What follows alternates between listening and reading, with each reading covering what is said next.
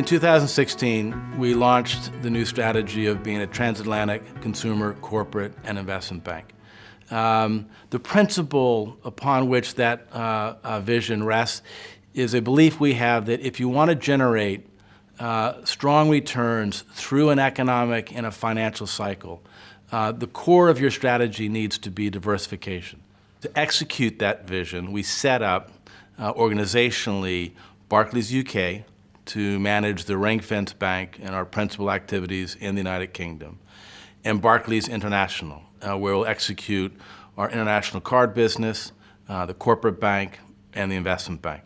That simplified the organizational structure and gave clarity to how we will manage Barclays going forward. My belief is that a bank that is diversified by client and by consumer, by product and by geography is the safest place to be.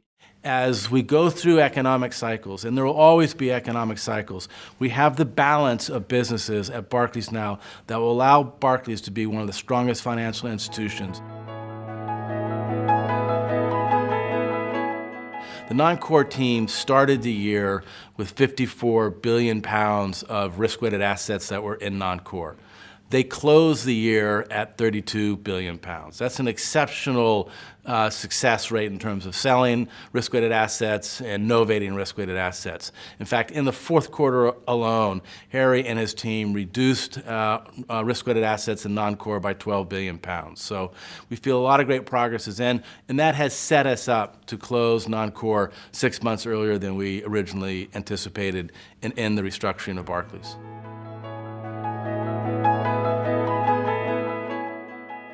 We grew our CET1 ratio by 100 basis points from 11.4 to 12.4. What that means is the amount of capital we have versus our risk-weighted assets is 12.4%. That's a very strong number. Our in target is somewhere around 13%, so we're very close to that. Our leverage ratio closed the year at 4.6%. That's also very strong. So I think our shareholders can be assured now we have a strong capital base upon which Barclays can execute its vision.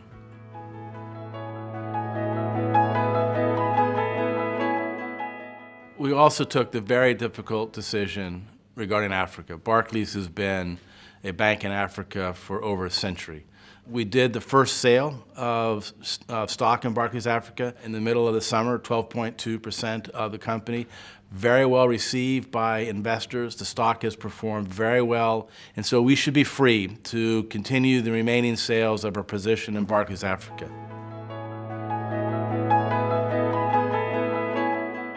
2016 certainly had its surprises politically, from the Brexit referendum to the elections in the United States. And one of the things I would say is whatever has happened politically, we are still committed to the core vision of a transatlantic consumer, corporate, and investment bank, and believe we have all the people, all the assets, the penetration with customers and clients to be successful, irrespective of the political winds that buffeted the markets in 2016.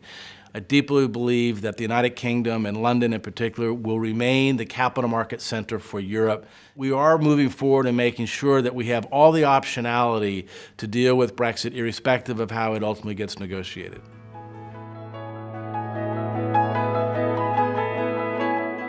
Professionalism begins with transparency. So everything we do with customers and clients, we are transparent. That we work as hard as we can so they understand the products and services that they are using Barclays for.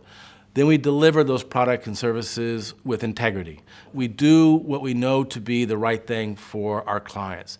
And our clients begin to appreciate the integrity that Barclays has. You combine transparency with integrity, and what you'll do is you will engender trust. And trust is the corner foundation of how a bank is ultimately regarded. I think we made progress in 2016, but we're never done.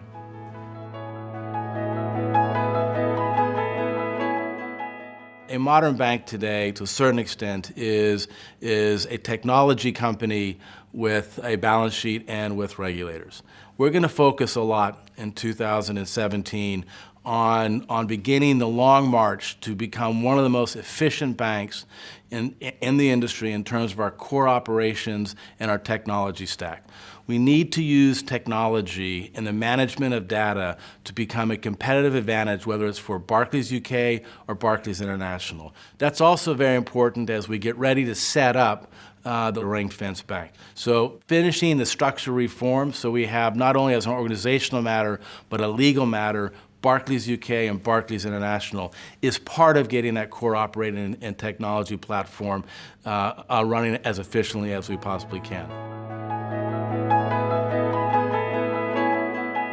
So 2017, the priorities for Barclays are, first, let's close non-core and end the restructuring of this bank so we can be solely focused on what we will do in the future. We clearly want to continue to improve the performance of Group's financials. As we close non-core, we will converge our core results with Group results. And so when we talk about the results of the bank, there won't be any distinction between core and non-core. It'll be our statutory results, and we all own them.